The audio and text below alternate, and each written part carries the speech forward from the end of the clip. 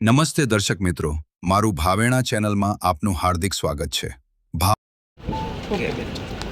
ભાવનગર મહાનગરપાલિકા દ્વારા કેન્દ્ર સરકારની યોજના અંતર્ગત ई-बस સેવા યોજના અંતર્ગત ભાવનગર મહાનગરપાલિકાને 19 બસનું આજે લોકાર્પણ કર્યું છે।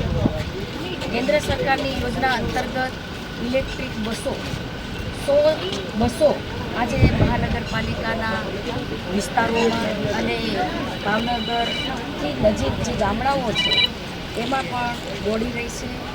આ 19 બસોના લોકાર્પણ પ્રસંગે એમાં સહભાગી બનવા માટે અમારા મેયરશ્રી ઉષાબેન કંડરેજિયા, અમારા ધારાસભ્ય સેજલબેન, અમારા chairman Shri Kishanbhai, deputy mayor Ashokbhai, નેતા શ્રી લાલભા અને નગરસેવકો સાથે આજે આ 19 બસનું અમે લોકાર્પણ કર્યું છે। આ છેલ્લા તબક્કાનું બસની લોકાર્પણ કર્યું છે। આમ તબક્કા વાઇઝ 100 બસોનું લોકાર્પણ કર્યું છે અને સમગ્ર ભાવનગરની અંદર આ બસો દોડી રહી છે। સામાન્ય માણસને પરિવહનમાં આવન જાવનમાં ખર્ચ ઓછો થાય, પ્રદૂષણ ઓછું થાય, પર્યાવરણનું સંરક્ષણ થાય અને સમય બચે, એના માટે મહાનગરપાલિકાનું સુંદર આયોજન કર્યું છે। એને હું ખૂબ ખૂબ હૃદયથી અભિનંદન આપું છું। આજે વર્કશોપની પણ અમે મુલાકાત લીધી છે। અમે જ્યારે બસની અંદર ખુદ અમારા મેયરશ્રી, ચેરમેનશ્રી, અમારા ધારાસભ્ય, અમારા ડેપ્યુટી મેયર, પક્ષના નેતા, અમે ખુદ બધા લોકો બસમાં બેસીને અહીંયા વર્કશોપે આવ્યા છીએ।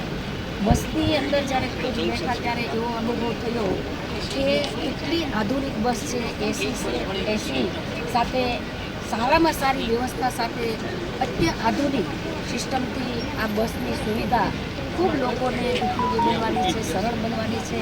ત્યારે હું સમગ્ર ભાવનગરના નગરોને પણ ખૂબ ખૂબ શુભેચ્છાઓ પાઠવું છું। મહાનગરપાલિકા દ્વારા આ 100 બસોનું સુંદર રીતે સંચાલન થાય, આયોજન થાય એ પ્રકારે વર્કશોપની અંદર અમને સિસ્ટમો પણ બતાવી, ટ્રેકિંગ સિસ્ટમ બતાવી છે। અહીંયા ચાર્જિંગ પણ 1.5 કલાકની અંદર બસ ચાર્જિંગ થઈ જાય અને 120 કિલોમીટરથી પણ વધારે દોડી શકે એટલે ચાર્જિંગ વ્યવસ્થા પણ બતાવી છે। મહાનગરપાલિકાએ 2 પહેલ પણ કરી છે કે દિવ્યાંગ લોકોને 100 રૂપિયાનો પાસ કઢાવી અને તે મુસાફરી સરળતાથી કરી શકે, એવી જ રીતે લોકોને પણ 300 રૂપિયાનો મહિને પાસ કાઢી અને આવન જાવનમાં એને સરળતા રહે એ પહેલ મહાનગરપાલિકાએ કરી છે। ત્યારે મહાનગરપાલિકાને પણ ખૂબ ખૂબ હૃદયથી અભિનંદન આપું છું।